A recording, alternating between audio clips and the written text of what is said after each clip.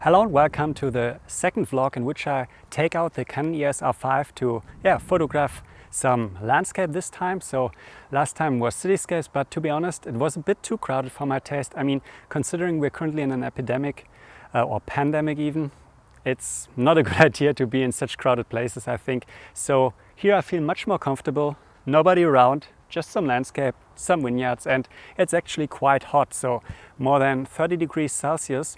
And yeah, that's a good test for the R5. I'm currently shooting the video on the R5, which is not yet a problem. It's just a short clip as introduction. Afterwards I used the GoPro.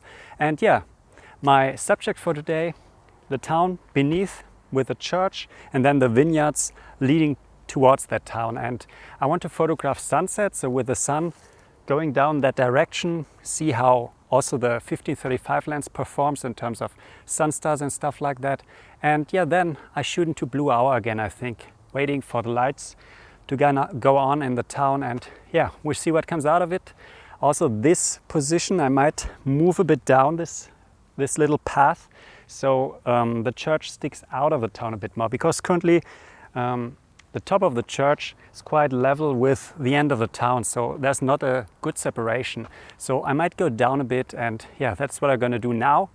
Once I've set up, I'm gonna show you my setup for real, and yeah, we'll see what I'm gonna get today.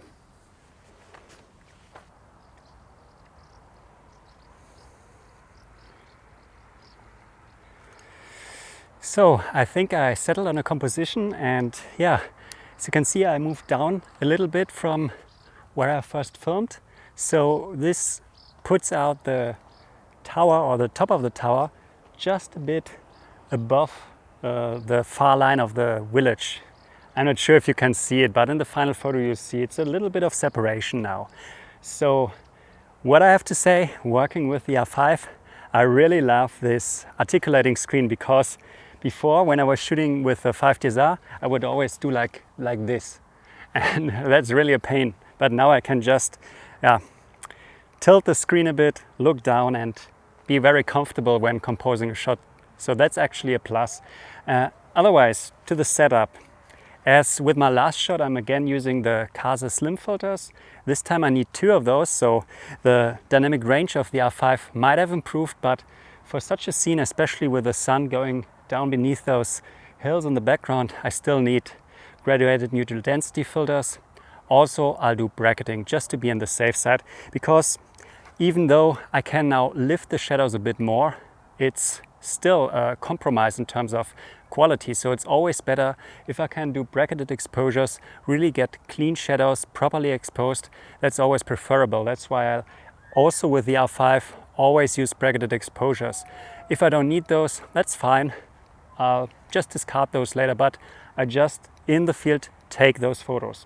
Then I'll also do some focus stacking just to be on the safe side, and that's also quite nice with a touchscreen.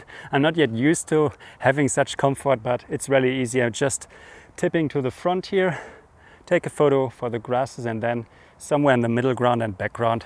Also again, just to be on the safe side. In the end, I might not need all of those, but because I'm shooting with a fairly new lens, so I just had it out in Bamberg in the last vlog, and before that I was using another lens. I have to first take more photos than I might need, just to get to know the lens, how the depth of field behaves, and see what I can get out of it. As I take more and more photos, I usually learn how to use my equipment better. I need less photos for a shoot, but for now I'm again gonna take at least 100 photos, I think, for just this scene, and we'll see what we're gonna get. F-stop wise, 9.5, which is a good f-stop at 45 megapixels, so I'm a little bit above the diffraction limit, I think, but I never noticed any degradation, so it's a good compromise in terms of depth of field and sharpness, overall sharpness, and ISO 100 as usual. And then the exposure times, I'll just keep them manual and increase them as it gets darker. So nothing special about the shoot. Now let's just hope we get a nice sky. So there's a little bit of haze, unfortunately, there where the sun goes down. So I fear it will not be a great sunset light, but maybe afterwards the sky, there are some high clouds, will catch a bit of light. We'll see.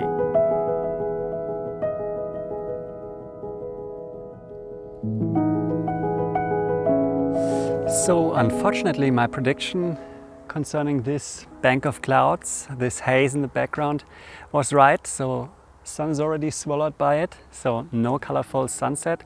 I'm also not sure if maybe in half an hour there will be a gap, maybe hiding behind those hills. There's always a chance, but it doesn't look like.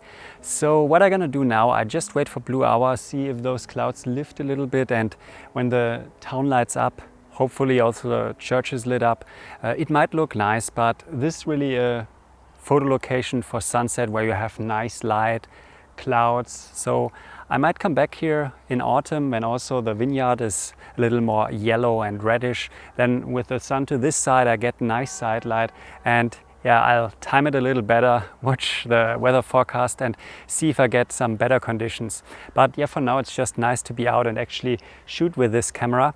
So what we're gonna do now, I had this now sitting here 15 minutes, not taking a photo. Let's just do a little test and see if the high quality mode for video still works or works again. Let's just see. It's always interesting. So what does it say? Actually it says 20 minutes, so not too bad. So the standard is 25 in the beginning, so now I would get 20 minutes, so it's okay. So typical shoot, maybe I was shooting for 30 minutes, 30 photos or something, not too much. Then I had it out for like 15 minutes now, and I can record some high quality video, which is not so important as you saw in the last video. The normal 4K mode, for me personally, it's fine. Okay, so now gonna wait, sit here, relax a bit, enjoy the evening. It's now getting cooler, so it's very nice. And hopefully I have some photos to show you, and also we'll look at the files in the office, same as with the last video.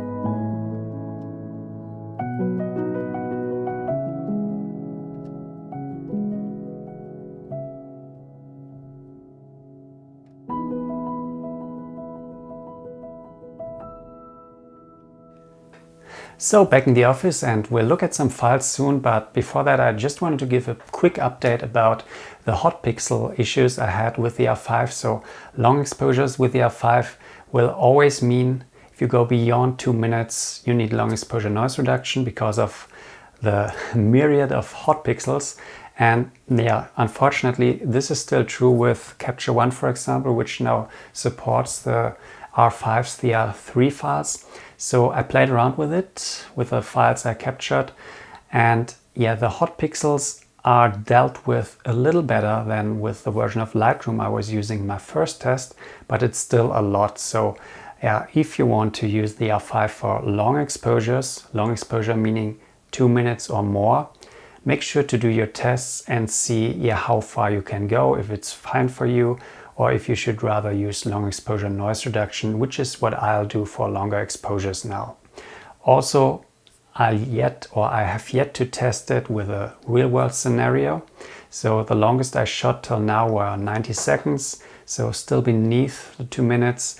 And for this it's fine, but yeah, if I shoot some seascapes long before sunrise, for example, I usually go much longer.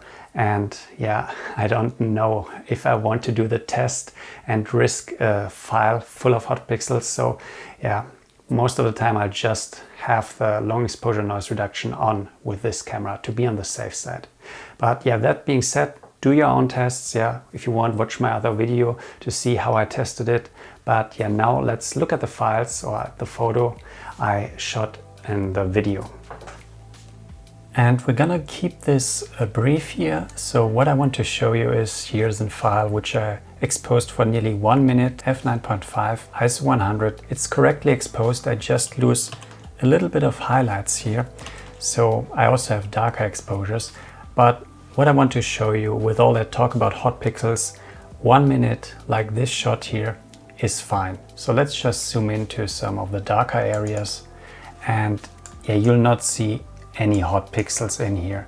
So that's promising, at least with that shorter exposures. And here I already took a few photos. I was shooting for like 15 minutes. It's fine to go up until 1 minute or maybe 90 seconds at least without hot pixels showing up in the frame, and that's good. So it's not all that bad. But if you go beyond, as I already said, you'd rather activate long exposure noise reduction to be on the safe side. But yeah, this is what I wanted to show you. Also, you see There's nice detail in the image, so I didn't do much sharpening aside from the default settings that Capture One does. And yeah, currently looking at the files here in Capture One and comparing it to what I did with the DNG converter and then bringing them into my old version of Lightroom, I can't say that Capture One looks better. So you have more control if you look here at the details panel about sharpening and also noise reduction, and here this single pixel. This can come in handy if you want to remove hot pixels, but it will also remove stars. So if you have hot pixels in the sky,